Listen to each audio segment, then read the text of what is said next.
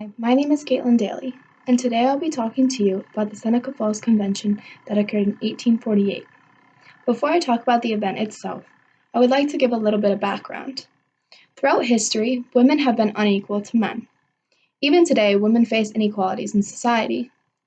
Around 1820, there was a discussion of women's suffrage along with the discussion of abolishing slavery in our government, however, no action was taken. In 1840, the idea of the Seneca Falls Convention was sprung from the great minds of Elizabeth Cady Stanton and Lucretia Mott. This idea festered because these two women were refused to be seated at the World Anti-Slavery Convention in London just because they were women. Imagine if you were refused to be seated at a big event to help support a cause just because of your gender, race, religion, anything. This really sparked the idea of the movement in these two women. 8 years later, a social event brought the women of the Seneca Falls Convention together, and the Seneca Falls Convention was put into place. Now let's put names to these important women that helped the Seneca Falls Convention occur. The first was Elizabeth Cady Stanton. She was an important role in the women's rights movement. She was the leader of the women's rights movement. Next is Lucretia Mott, a Quaker preacher that supported anti-slavery and women's rights movements. Third was Mary McClintock, the daughter of an anti-slavery and women's rights activist, who then she became. She worked with Lucretia Mott very closely.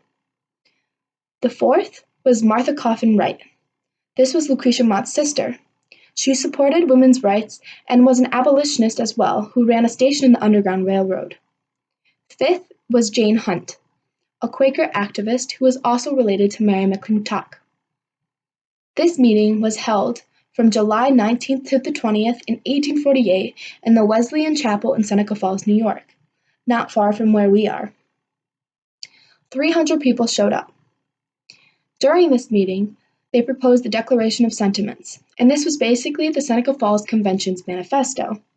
It described the women's grievances and demands. It offered a way to fix this inequality amongst men and women. The Declaration of Sentiments stated the 19 abuses and usurpations that were destined to destroy basically a woman's spirit. It went through all the things that they wanted to fix so that women had more rights. The main right they really emphasized was the right to vote, and that was profoundly talked about. They also wanted to be able to get education for women, because at the time, women were not allowed to get educated well. And they also wanted property rights and divorce rights. Next, they talked about the 11 resolutions, and these were statements on why and how the women should be equal to men.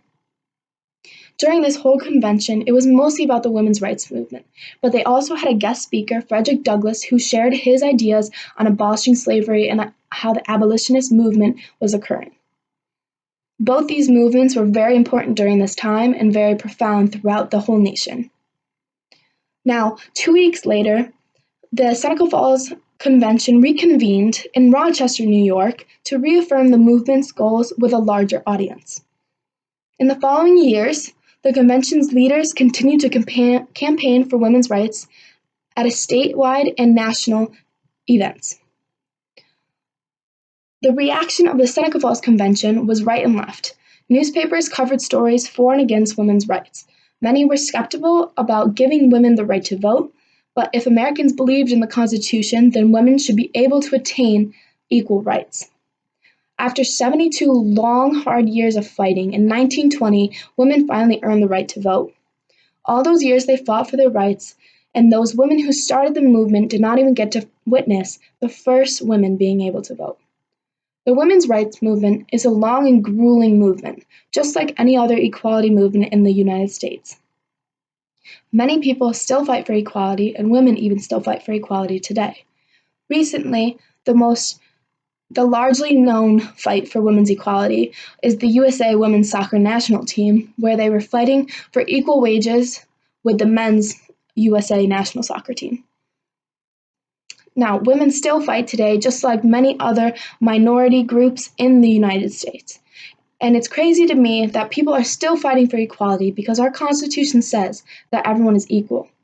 Now, the Seneca Falls Convention was a huge part in starting this women's rights movement and the women's suffrage, and it honestly helped spread the ideas even wider because the Seneca Falls Convention allowed people to hear these women's ideas.